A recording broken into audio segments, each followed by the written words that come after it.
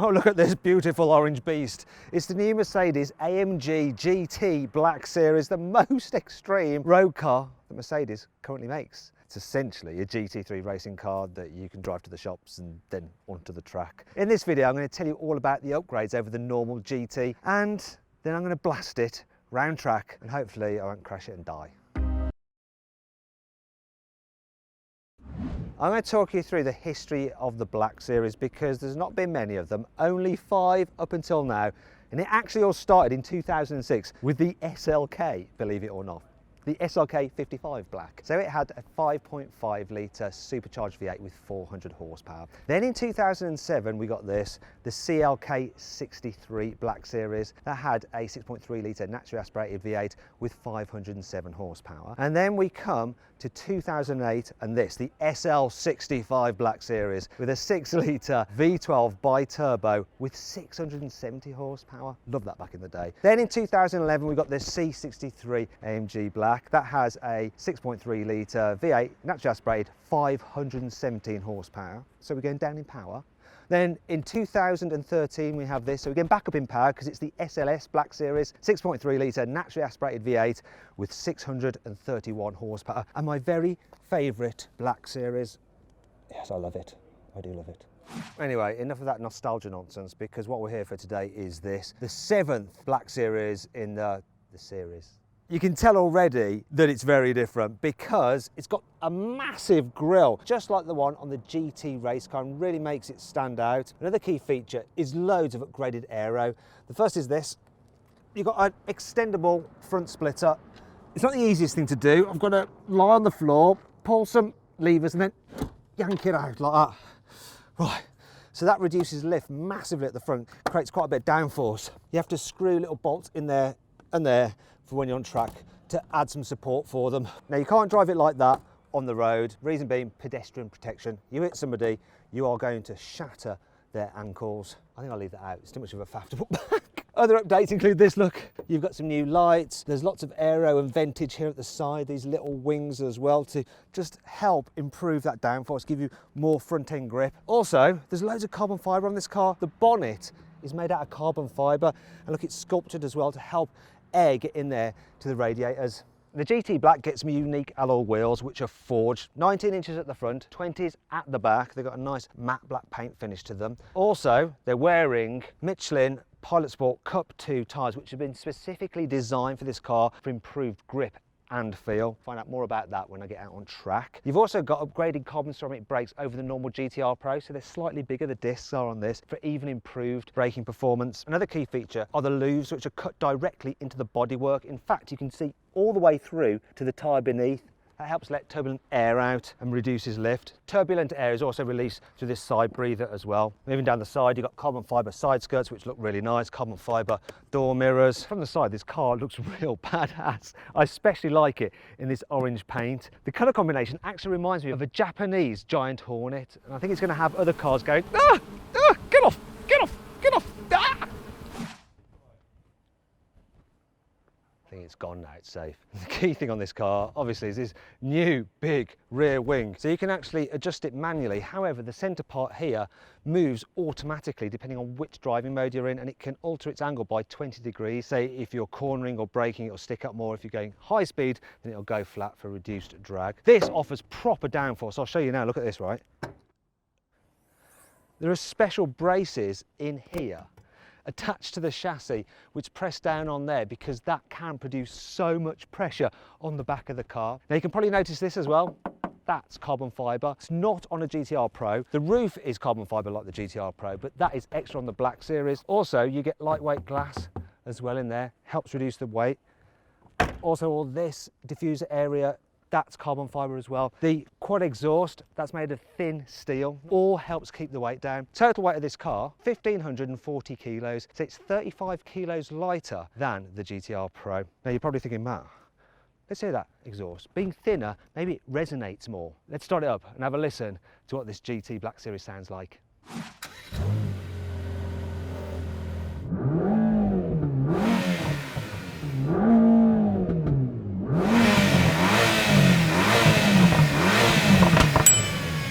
Welcome to the heart of the beast. So you have Mercedes' familiar 4-litre twin-turbo V8, but it's been heavily reworked. New larger turbochargers, larger intercooler. You've also got an angled radiator for improved cooling, and these vents here which help channel air over the turbochargers to keep them cool. Inside the engine you've got new camshafts. You've also got a new crankshaft. So instead of a cross-plane crank, which is at 90 degrees, you have a flat plane crank, which is at 180 degrees, which is like a Ferrari. They've also changed the firing order as well. Now all these changes add up to some big power gains. So this engine produces 730 horsepower and 800 newton meters of torque. That's 145 more horsepower than the GTR Pro and 100 newton meters more torque. To cope with all that extra torque, Mercedes has had to beef up the car's 7-speed dual clutch transmission. They've also changed the launch control system to make it even more brutal. AMG says this car did 0 to 60 in 3.2 seconds and top speed is 201 miles an hour. Here on the inside you get the usual AMG Sports steering wheel with the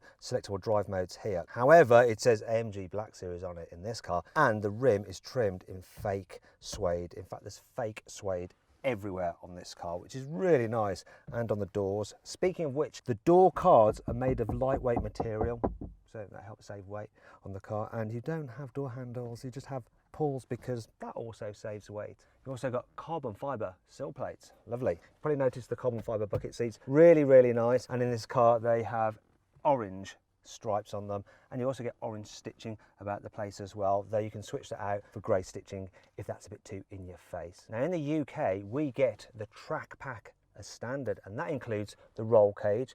There's also a fire extinguisher in here somewhere, don't know where. It also includes 4-point racing harness. Unfortunately, you don't get that as standard in other markets. Though to be fair, in the UK, this car does start from £335,000.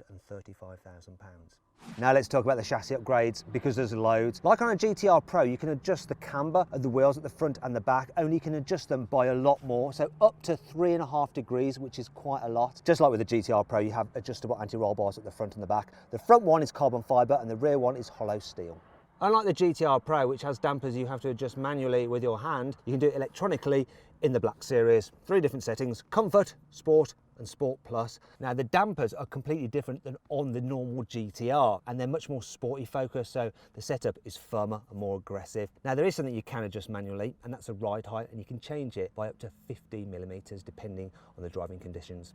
Underneath the car there's a cross brace which helps strengthen the body. You can't actually see it though because the entire underside is covered in black plastic to help smooth airflow.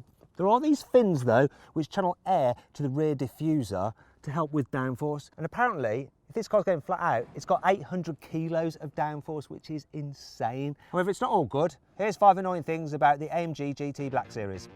The carbon fibre bucket seats may be lovely, but the wing back here makes it really hard to get your hands on the gear selector.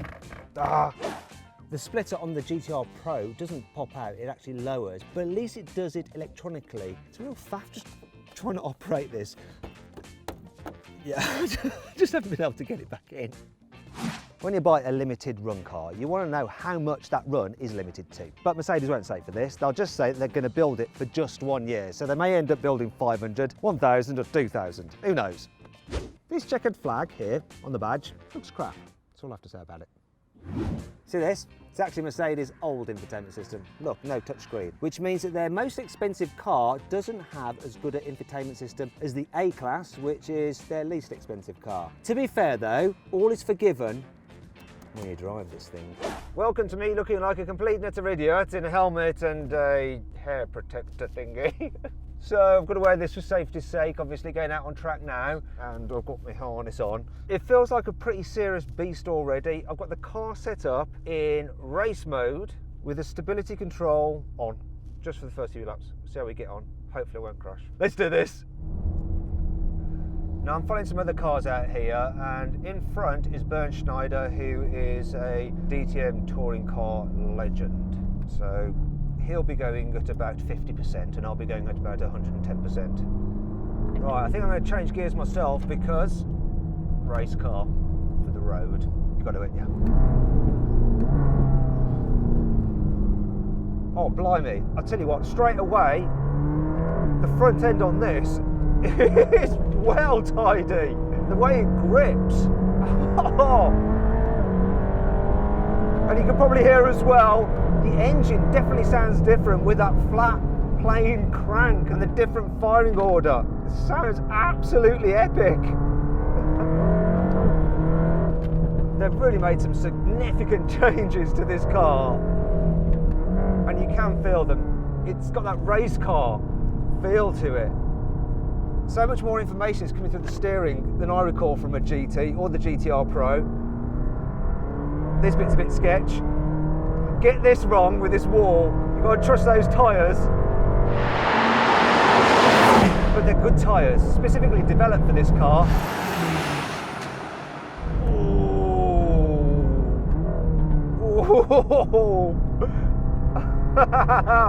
This is a beast, an absolute beast of a machine. You can probably hear my radio just like rattling around in the cup holder. Some change in direction. That front end grip is phenomenal. Be brave, don't lift, keep it on, keep it on. Oh. Get this one right, Matt, come on, Matt. Yes. I tell you what, when you get into a rhythm with this, it's absolutely gorgeous. They have done a great job. Whoa, it's just sliding slightly there. I think I might have cocked that up a bit. Oh no. This is the tricky one for me, this one here. You can just feel the nose just holding, get the apex. Power!